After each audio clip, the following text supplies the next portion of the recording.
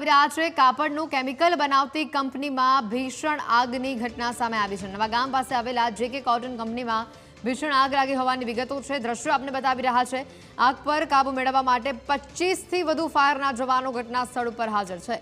આજુબાજુના કારખાનામાં પણ આગમાં સપડાયા હોવાની વિગતો છે। આગ એટલી વિકરાળ હતી કે જોતામાં જ આસપાસના જે ફેક્ટરીઓ હતી તેમાં આગ પ્રસરી હતી। જો કે તાત્કાલિક ધોરણે ત્યાંથી લોકોને બહાર નીકળવાની કામગીરી જે છે તે હાથ ધરવામાં આવી હતી।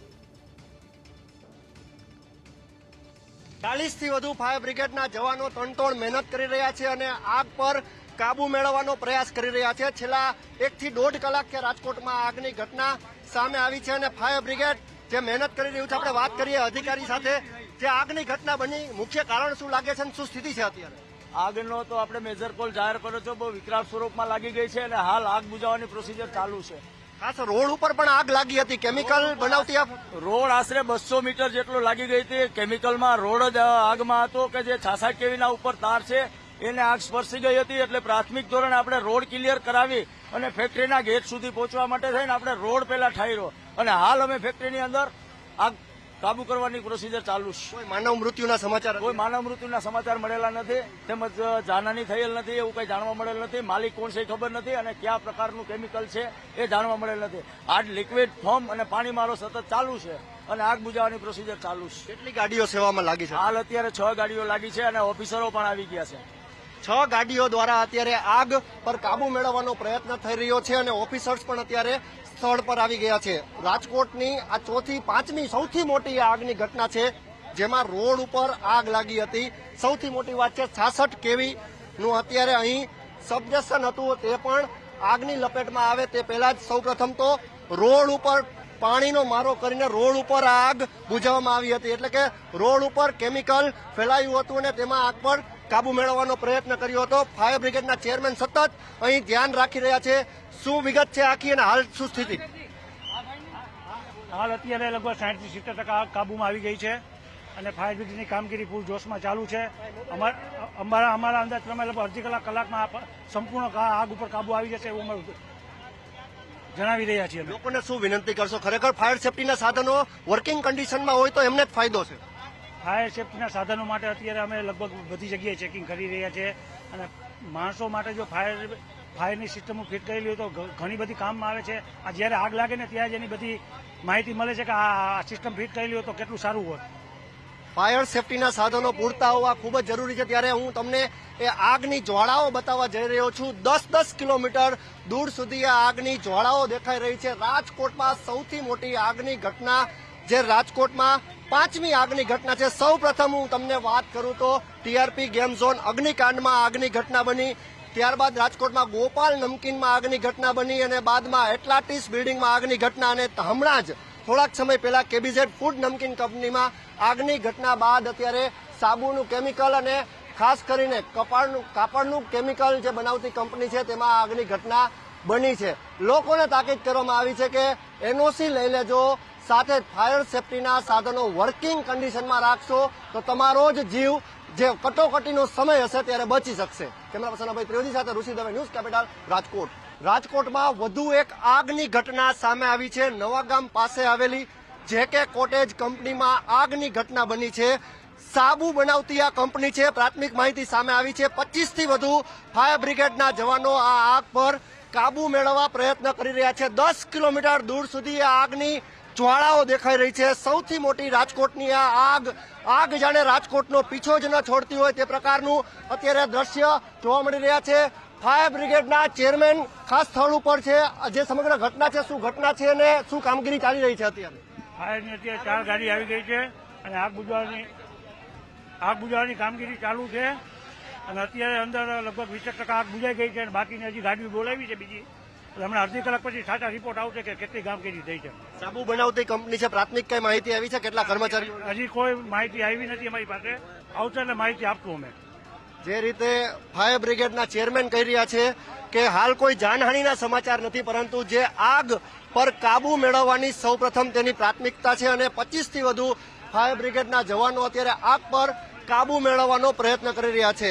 રાજકોટમાં એક બાદ એક આગની ઘટના સામે આવી રહી છે। સૌપ્રથમ સૌથી મોટી આગની ઘટનાની વાત કરવામાં આવે તો જ્યારે આગની જ્વાળાઓ દેખાય ત્યારે ટીઆરપી ગેમ ઝોન અગ્નિકાંડ સૌને યાદ આવે.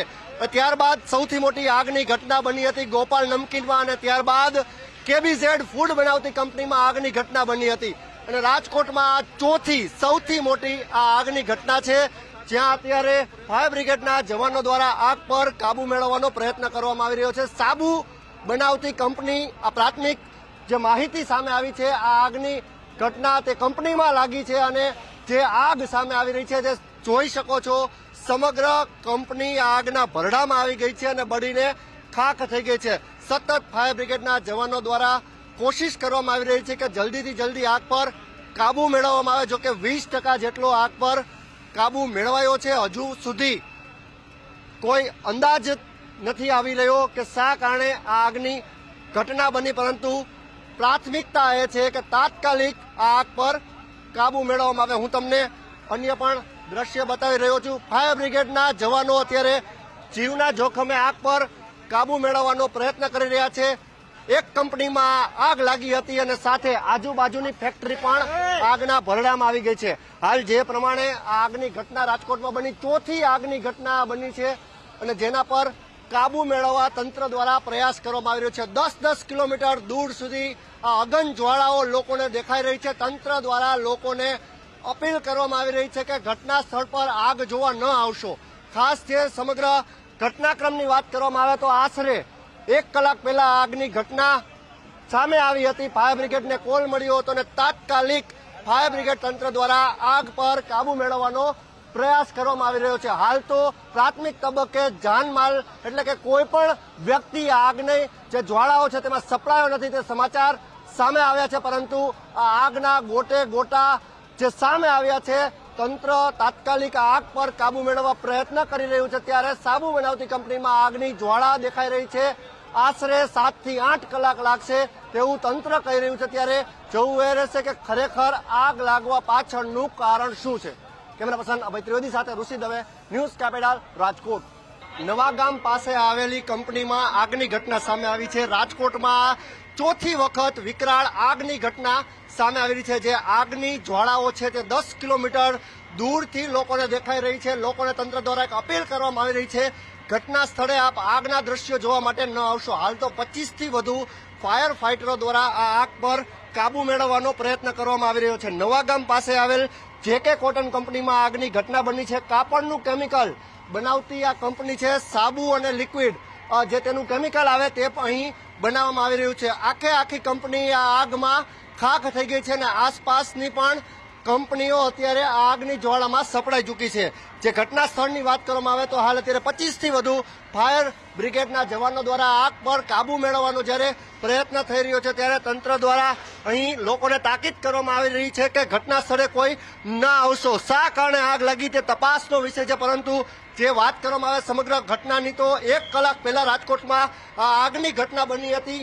ચોથી વખત રાજકોટમાં સૌથી મોટી આગની ઘટના બની છે. આગની ઘટના જ્યારે પણ સામે આવે ત્યારે ટીઆરપી ગેમ ઝોન અગ્નિકાંડ અને ત્યારબાદ ગોપાલ નમકીનમાં આગની ઘટના બની હતી. હાલમાં જ આગની ઘટના બની એટલે કે કેબીઝેડ નમકીન બનાવતી કંપનીમાં આગની ઘટના બની હતી અને ત્યારબાદ આ ચોથી આગની ઘટના અત્યારે સામે આવી છે. લોકોને અત્યારે દૂર રહેવા તાકીદ કરવામાં આવી રહી છે. ત્યારે ફાયર બ્રિગેડના ચેરમેન સતત અહીં વોચ રાખી રહ્યા છે. જે આગની ઘટના બની છે, ક્યારે ઘટના બની છે અને હાલ શું સ્થિતિ છે. જે રીતે તંત્ર દ્વારા તાકીદ કરવામાં આવી રહી છે લોકોને, અને તાત્કાલિક તંત્ર દ્વારા એકબીજાનું સંકલન સાધીને પણ પ્રયત્ન કરવામાં આવી રહ્યા છે. અશોકસિંહ ઝાલા પણ અહીં ચીફ ફાયર બ્રિગેડ ઓફિસર છે તે સ્થળ ઉપર છે. સાહેબ, શું તારણ છે, અત્યારે શું સ્થિતિ છે? હાલમાં તો હજી ફાયર ફાઇટિંગ ચાલુ છે. હજી તારણ કોઈ ન કાઢી શકાય. હજી કંટ્રોલ પૂરું નથી. કેટલા જવાનો અત્યારે કામગીરીમાં લાગ્યા છે? 40 થી વધારે. 40 થી વધારે ફાયર બ્રિગેડના જવાનો અત્યારે કામગીરીમાં લાગ્યા છે. ફોર્મનો મારો અત્યારે ચલાવવામાં આવી રહ્યો છે. જે રીતે આગની ઘટના બની 1 કલાક પહેલા આગની ઘટના બનીને આગની ઘટના એટલી મોટી છે, એટલે કે વિકરાળ જ્વાલાઓ છે જે સતત 10 કિલોમીટર દૂરથી આ જ્વાલાઓ દેખાઈ રહી છે. વાત કરવામાં આવે સમગ્ર ઘટનાક્રમની તો ફાયર બ્રિગેડ દ્વારા સતત જેઓ એનઓસી બાબતે નોટિસ આપવામાં આવે છે, પરંતુ નોટિસ આપ્યા બાદ સાચા અર્થમાં ખરેખર કાર્યવાહી થવી ખૂબ જ જરૂરી બની છે. લોકોને એક જ માત્ર અપીલ પણ કરવામાં આવી રહી છે, ફાયર સેફટીના કોઈ પણ ફેક્ટરી હોય કે પછી બિલ્ડિંગ હોય